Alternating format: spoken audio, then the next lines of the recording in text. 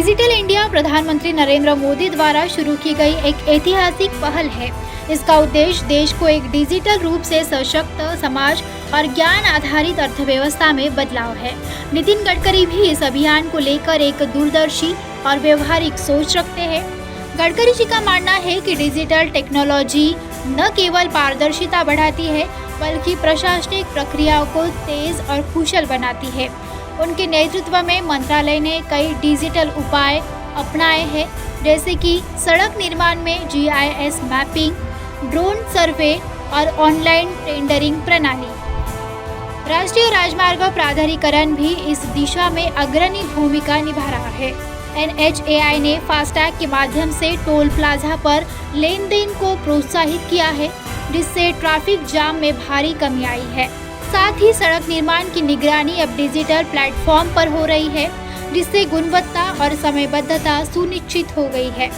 गडकरी जी का विश्वास है कि डिजिटल इंडिया अभियान गांव तक पहुंचकर लोगों को डिजिटल रूप से सक्षम बना सकता है। इसका फोकस ग्रामीण क्षेत्रों में ई-गवर्नेंस, ऑनलाइन शिक्षा और स्वास्थ्य सेवाओं के विस्तार पर है। अंततः नितिन गडकरी का डिजिटल इंडिया पर दृष्टिकोण विकास और नवाचार से प्रेरित है, जो भारत को एक आत्मनिर्भरता, पारदर्शिता और तेज प्रगति वाला राष्ट्र बनाने की दिशा में अग्रसर करता है। इस बारे में और भी कुछ खास जानकारी जानते हैं जयंत खड़गकर इनसे। डिजिटलाइजेशन में तो ये स्पेशली NHAI का जो भी मैंने बताया, साइमल्टेनियसली जो उनका काम करने म्हणजे जो NHAI के जो काम निकलते, इतनी डिजिटलाइजेशन की वजह से पारदर्शिता है कि टेंडर बिल्कुल मतलब क्लियर रहता है, कोई उसमें गड़बड़ नहीं हो सकती, कुछ नहीं हो सकती। इतना परफेक्ट सिस्टम उन्होंने डेवलप किए NHAI में, टेंडरिंग सिस्टम।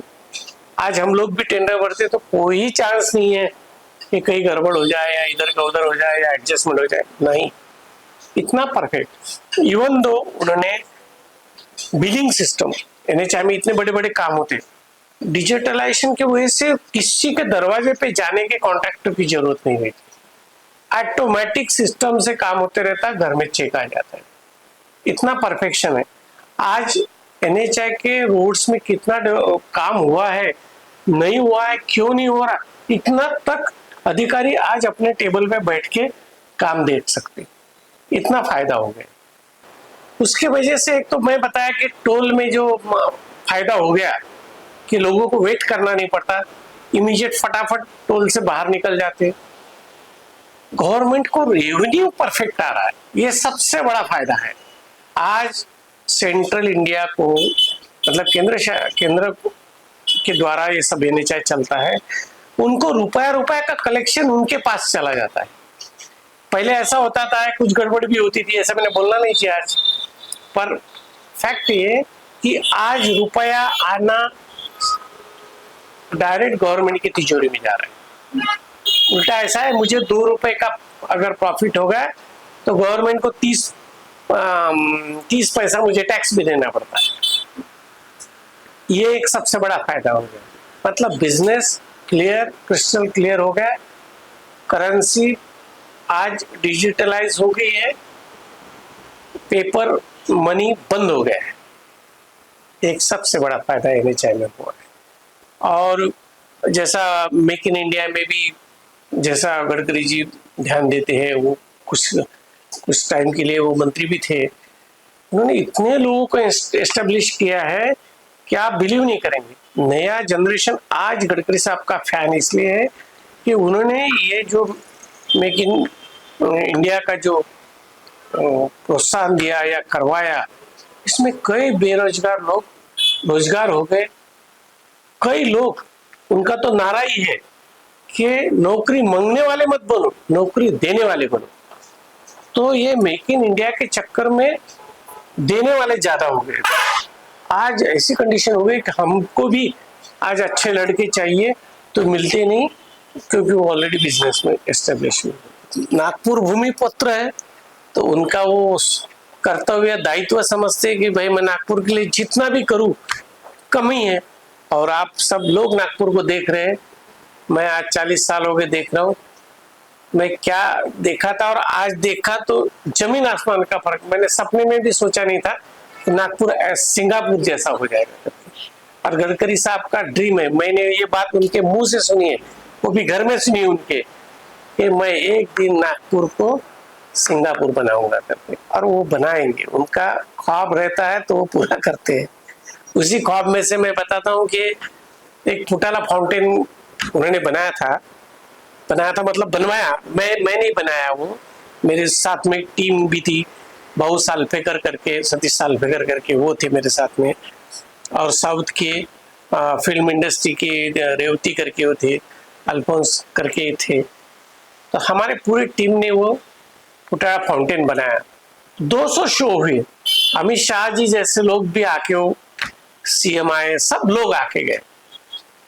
वो शो देख के G20 वाले ने आके, तो उसका G20 की टीम आई थी, उन्होंने तो इतना उसकी तारीफ की कि उन्होंने ऐसा बोला कि हमने ऐसा शो कभी देखा नहीं। उन्होंने मार्किंग करके गए थे कि वर्ल्ड में से ये 2nd नंबर का शो है।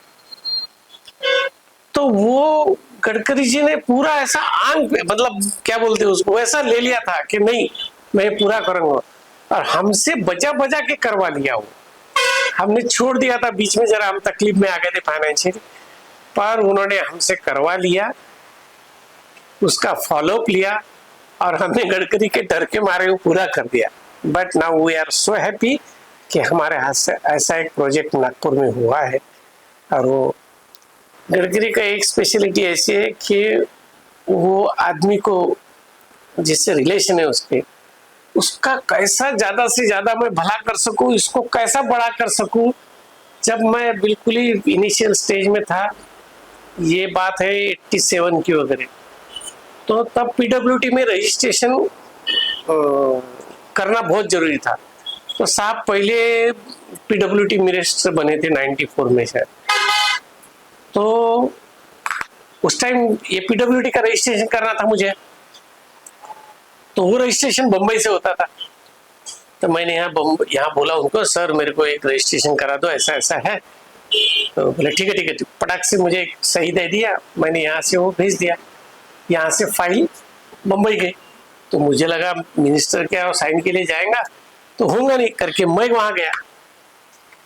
तो मंत्रालय में मैं बड़ी मुश्किल से घुसा, और मंत्री जी के सामने, कैबिन के सामने खड़ा था नितिन जी के। तो नितिन जी बाहर निकले, मुझे देखा, अरे तू कैसे क्या आ गया? सर वो रजिस्ट्रेशन, तो उसके लिए तू काय को आया, तेरे आने की क्या जरूरत है, मैंने तेरे को बोल दिया था ना कर दूंगा करके। उसी टाइम वो 2 मिनिस्टर के साथ जा रहे थे कॉरिडोर में से, रुके, पीए को बुलाया, इसको बोले आज के आज रजिस्ट्रेशन हाथ में देना, पोस्ट से नहीं भेजना, इसके हाथ में देना, और इसको रात को विदर्भ में बिठा देना, ये रुकना नहीं चाहिए यहाँ पे।